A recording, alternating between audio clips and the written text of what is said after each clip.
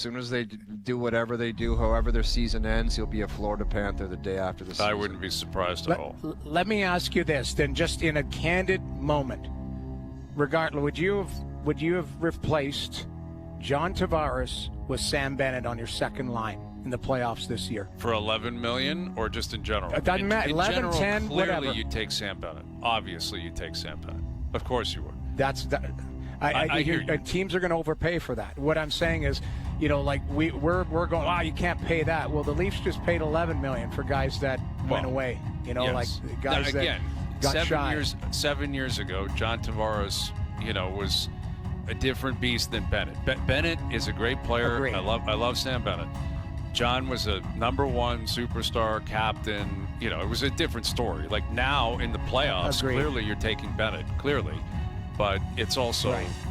There's more context to that. But I hear what you're saying. I mean, and Bennett will be 29. I'd love to have him on my team. Every team in the league would love to have him. It just, there's going to be a price that makes it uncomfortable. Like he's going, let's say you punch it in and you say he's worth $7 million. Let's say that. Someone will pay him $9 million. Probably will. Be like, I'll pay $2 million more to make sure I get him. At some point, you can't pay $3 million more, or $3.5 million, or $4 million, because then you fall into the trap. And I'm not even talking about the Leafs here. You overpay players. That's what kills you in the long term. Like that's the issue. And John's a perfect example. Tavares was nowhere close to an $11 million dollar player. Like this has been very clear for 20 years now. We're 20 years into the cap world. You have to have a collection of players. Certainly the majority, almost all of them, exceed their cap hit in terms of performance. That's the formula for winning in the league. You have to. You have to get away with a guy that's paid $5, but he plays like he's worth $3 or $3.5. Yes, you get away with a couple. But of if you're guys. talking about a $4 to $5 million difference, like you're paying a guy 10 and he plays like he's worth 6, you're probably in trouble. You're in big trouble. You've got multiple situations like that. You're in real big trouble. You're in big trouble. Well, that's the problem. Is you look around the league? There was only there was one team that paid 4 guys double digits. Correct? There wasn't anybody else. In the regular season, they played like that money. Playoffs, they didn't. Agreed. Moments, nowhere. But that's the other question I had for Keith today. It was like, I understand you told your little story. You were sitting there with your kid, and the pressure is privilege. I want to know what his thoughts were from the players that he watched in those 2 games. What he saw from that. Like, what did he make of that? Nobody asked that question. There was some talk of TFC today, and I'm like, why are they asking about TFC? There was a question. He dodged one about watching the game or whatever. It was kind of in that line, and he's not going to step on Tree Living's Yes, it was the question of what did you think when you saw jerseys coming out on the end? Yeah, and he's like, I'll let Brad get in. Like he's going to dance around it. The thing we don't have an answer to is how much say and power he's going to have with Keith Pelly. Because we've said this forever. GMs have said for a million years, I need full autonomy. I remember talking about this when Burke got here. Full autonomy doesn't exist. You don't have it. They can say you have it when they sign you. You have a boss, and they'll fire you if they don't if you have an issue with your autonomy, right? And that's the question. We don't have the answer to it, and Pelly's certainly not going to reveal it publicly. But I don't know. Like what? This is purely hypothetical, but maybe he's got a relationship with one of those guys, really close one, really likes him. I don't know. They're local guys. They've been around the market for a long time. Would that cloud his decision making? Right. Would that lead to him telling Tree Living, hey, you know what I think is a good idea? Keep this guy around. He's a good guy, and we like him. I don't know. But ultimately, he's going to have the final say.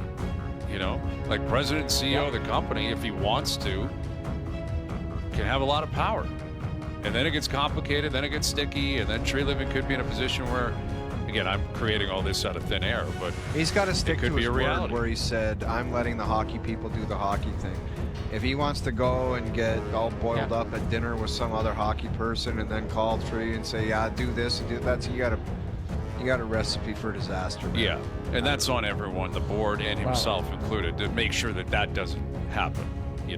Supply the resources, be a sounding board. And he said that today. He said that's the plan. Sounding board, resources, got to know what's going on. And he's entitled to that. He's allowed to sit down and try to figure out what's going on. That's his job. But we'll see, man. We're into a new era. Like, it really actually does finally feel different. Like, with Shanahan not here, feels like Marner's effectively gone. Dubas is gone. Keith's gone. Yeah, exactly. Dubas and Keith. Like, it is officially a new era. Yes, there'll be familiar faces and familiar voices, right. And it's a fork in the road. There's a chance it gets better. That's what everyone's hoping for. That's what they have. That's what he promised today. Pelly effectively promised that we will find a way to make sure it gets better. It could get worse. It could. There's going to be anxiety in this fan base. I'm telling you. Yeah. There's going to be concern. Like, if Marner leaves and Tavares leaves and Shanahan's not here anymore, what if they have a slow start next year? People are going to freak out. Yeah. That's what's coming. Well, next year. There'll be a new me too, because I'll be coming off the top turnbuckle now. I'll tell you that. You just wait. I am coming, Jimmy Superfly Snuka, off the top turnbuckle. Okay, yeah. I love it. The Superfly is back. He's back. All right, we got Chris Johnston coming up, and Chris Pronger on the show today. We'll catch up with Prongs. Mike Johnson will join us as well a little bit later this afternoon. Dear Hazy B. Some big news on the RBC Canadian Open. My boy, is on his way to Osprey Valley. Ludwig Oberg is That's my guy. That's my guy. You know it, dude. No, it isn't. Your guy, Sung J Im, is coming. He's coming too. Sung Jae's coming. Yeah. I love that Sung Jae's going to be up there. Maybe once this year. I don't know who's in charge of this, but maybe once. We love having Weirzy on and the Canadian guys. Can we get Ludwig or Sung Jae or somebody to come over? Yes. Whoever. Max Homa. Rory. Maybe Rory. Shane Lowry. That would Who be knows? Great. That would be someone great. in that department. Who's the guy with the bad shoes? Who's the guy you always bug with the bad shoes?